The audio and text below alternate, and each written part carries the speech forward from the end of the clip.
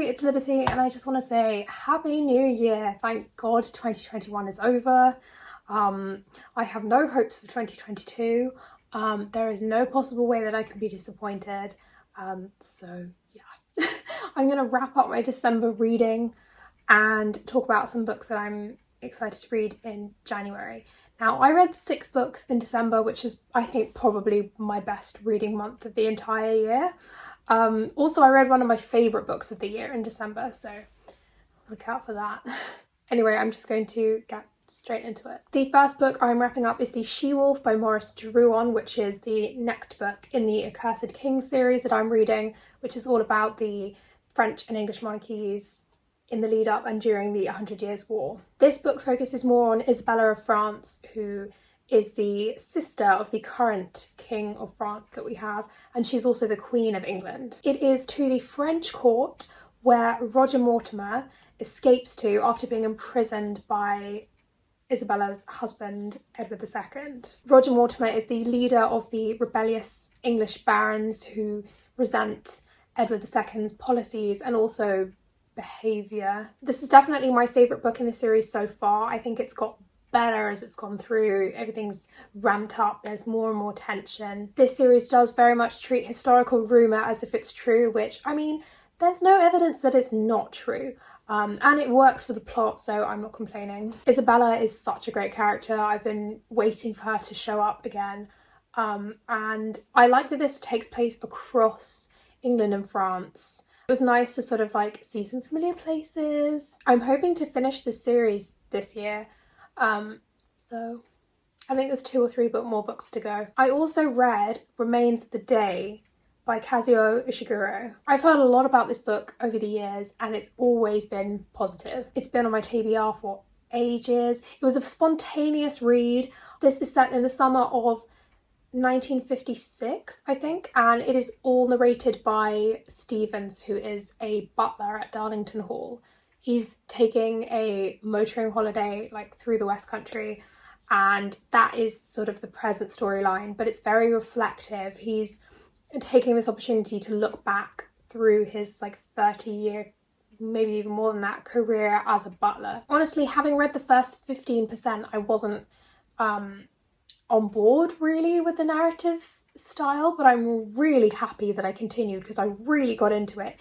It just clicked for me at some point. You know, it was very much how you do think of things in the past, very thematically. Like, you cannot be a lazy reader with this one because things pop up that only make sense later, and you know, the whole picture of events, you only realise that and see it all in chronological order when you're at the end. And of course, because people remember things subjectively, you get all of Stevens's sort of biases and misunderstandings and like the way that he sees the past, the way he sees the people in his life. His previous employer at Darlington Hall, because the house was sold to a rich American, so the original employer that he had was very much at the forefront of like international relations, so he was able to see as a butler people coming from France, the US, Germany, because we're looking back between the wars, and there was a lot of talking that was happening between these countries, having conversations about fascism and democracy and all sorts of things. And you do really get to see how fascism had a grip not just on Germany, but was you know, had its foot in the UK, in the US, and you know, the Nazis inviting people from all these countries to host them and show off how great they were, and the fact that people were going. And also anti-Semitism was flourishing, not just in Germany but in the UK as well, in the comfort of his huge big country house. Anyway, I highly recommend this book. I came away from it absolutely loving it. Yes, definitely read this if you can. Next up is All Grown Up by Jamie Attenberg, and this is part of my I read books recommended by BuzzFeed quizzes video, which is coming next week. So I won't talk too much about this book, but give like a brief synopsis. Essentially, our main character is Andrea, and she is living in New York, and this novel is told in a series of vignettes, but it's basically all about like adulthood and what she sees herself, like her own identity as an adult. It's humorous, Fleabag-esque. It's a story about someone who is living entirely on her own terms. That's commendable. For more thoughts on this, obviously, stay tuned. Next up is Sweet Thames by Matthew Neal. Now, I've been reading this book for a long time. It's been coming up in these videos for a long time, but I finally finished it in December. This book is set in 1849 in London in the midst of like cholera threatening. No one knows when it's going to hit London. The authorities and people in charge decide to flush London sewers with water which goes into the Thames, which for most people is like the only source of drinking water. Obviously, living in 2021 and knowing exactly how cholera is spread, the stupidest idea. Joshua Jeavons is a young engineer. He's got ideas, he's got a plan that he submitted as to how to sort of sort out London's sewer system and, you know, prevent cholera outbreaks. He also has domestic problems. He is recently married and he's struggling to like connect with his wife. When she suddenly disappears, his quest to find her takes him, you know, all around London and to the slums as well, where like his life becomes at risk like on multiple occasions. Honestly, it dragged a little in the middle, which is where I struggled and why it took me so long. But when it did start moving again, I enjoyed it immensely. Like the last bit of the book was great. I'm glad I finished it. This is it. This is the one that I've been waiting for, one of my favourite books of the year, and it is One Last Stop by Casey McQuiston. August is 23 years old. She moves to New York to finish college, to, you know, make a fresh start. She's quite cynical. She doesn't really believe in these sweeping big love stories. She doesn't believe in magic or anything like that. She moves in with this collection of roommates. She gets a job. She sort of, you know, worked out her commute because she likes to plan things. Then she sees this gorgeous, cool girl on the train. Jane becomes August's subway crush, a real live 21st century punk rocker, and August comes to realise that she does need to open her eyes and believe in things for once. There is magical realism in this. I'm not going to say how or why or where, because I really enjoyed not knowing anything. I bought into this romance so much. I loved these two. Way more than Red, White and Royal Blue, which was also written by Casey McQuiston. Yeah, this is one of my favourite books of the year. I mean, all of the characters were great. They all had their own storylines. They all had their own, like, things they had to deal with and work out. And also there's, like, a little storyline about, like, saving a beloved institution at one point, which is very You've Got Mail, and I really love that too. So yeah, if you're looking for some YA romance, this is perfect. Finally, I read The Witches of New Orleans. And this is a series of short stories about a coven of witches in New Orleans who are sort of commissioned by the city to solve all of their supernatural problems that come up. In each of these stories, each witch who has like an elemental power has, you know, a job to sort and a love interest. They were fine. It happened. The witches themselves, I enjoyed their characters. Their love interests ranged from boring to nice. I think I'm just not a short story person. You only get so much time to connect to these characters, and obviously that should go to your protagonist, which it did. You kind of had best friends to lovers, enemies to lovers. There are a lot of different tropes in there. It was light and entertaining though. If you're looking for a quick read, I would pick this up. Okay, on to music now. My December playlist, dominated by NCT's Universe album. I'm gonna admit it, I shed a tear while watching the beautiful music video. But if you watch it, if you look at the lyrics, if you hear the music, you will understand what it hit me at the perfect time for those words to like mean something. So also, Dreams Come True is a remake of a 90s song, and they perfectly managed to capture that 90s vibe, and it also felt modern, and yeah, that's a vibe. I see this probably in my January playlist too. This new version of The Real by ATEEZ that we got, it's really long and the music video is really long, but it flies by. It's just very entertaining. I'm seeing them in concert in February, all, you know, if all goes well. And I'm insanely excited because they are amazing performers and they're just going to put on a great show. TV and film. I started a lot of things that I haven't finished TV wise. Film-wise, I watched Don't Look Up, which was really great. It was a good film. I can't say I enjoyed it. It was quite a stressful and anxiety-inducing experience, but I feel like you're supposed to feel that way. It's supposed to make you anxious because, you know, it's very much reflecting what is happening in terms of people's reactions to the climate crisis and to the panini that we're living in.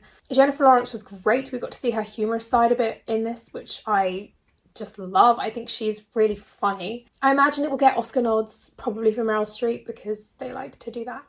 Oh, I didn't say what this is about. Oh, so Jennifer Lawrence's character discovers this comet, which is heading to Earth, and it is going to kill everyone on Earth. And they have to the Earth has to work together to stop it. It was very American focused. America's got this president, which is very Trump-like, but played by Meryl Streep. I feel like if this was to really happen, would the American president really have that much power and say so? I really hope not. I hope it would be more of a world effort. So on to my January TBR. The first book that I'm reading is called Between Enemies and is by Andrea Molesini. This book is set in Italy in 1917. The Austrian army have sort of invaded and are occupying parts of northern Italy, including the estate of the Spada family, which is where our protagonist comes from. We follow 17-year-old Paolo Spada, or Spada. Again, I apologise, I'm terrible at pronouncing things. The book starts off with this incident where a group of village girls are taken and violated by the soldiers, and it leaves everyone in the family and everyone in the village wanting revenge. Paolo ends up, you know, watching them all descend into anger, and so far it's good. It's a solid read. I'm at the point where it needs to pick up a bit, needs to get going. But I'm optimistic, I'm excited, the writing's good, the characters are good, everyone in the family is fleshed out and interesting, and I'm going to enjoy seeing all of them descend into anger. The second book I'm currently reading is The Virgin Widow by Anne O'Brien. I love Anne O'Brien's books. I was very excited to see that all of her novels are on Scribd as audiobooks, so I picked her book about Anne Neville. She writes all of these novels focused on various medieval women. This novel starts with Anne Neville and her family in the English Channel on a boat outside Calais. Essentially her sister Isabel, who is married to King Edward IV's brother, the Duke of Clarence. She's pregnant, she's in labour, they're trying to get into Calais. I'm a couple of chapters in and we have gone back into the past. So we are seeing Anne as a child and her relationships with the future Richard III and with her sister. It's great so far. I really enjoy Anne O'Brien's writing style. I mean, there are a couple here on the shelf. And she follows me on Twitter. On to movies and TV. I'm currently watching 3 TV series because I'm a multitasker. I've been making my way through Will and Grace, which I'm really enjoying. When I was younger, it was always on E4, and I used to watch a lot of the episodes then, but I don't think I've ever seen any of the series like in chronological order. It was very much dipping in and out whatever was on. I love these characters and the dynamics are great. It's a weird one because this show did so much for LGBT representation, like in media, like in terms of educating people, but obviously there are a lot of stereotypes in here and they make a lot of jokes, which it kind of has 90s humour is the way that I would describe it. But it is just also really well written and the guest stars are amazing. I mean, Cher, Joan Collins, Michael Douglas, Kevin Bacon, Neil Patrick Harris. There are just insane amounts of guest stars. Woody Harrelson. Yeah, I am really enjoying going through it. So I'm just trying to like shelve some of my moments and just try and enjoy this, and I really am. I'm also watching Oh My Venus, which how do I explain this without making it sound offensive?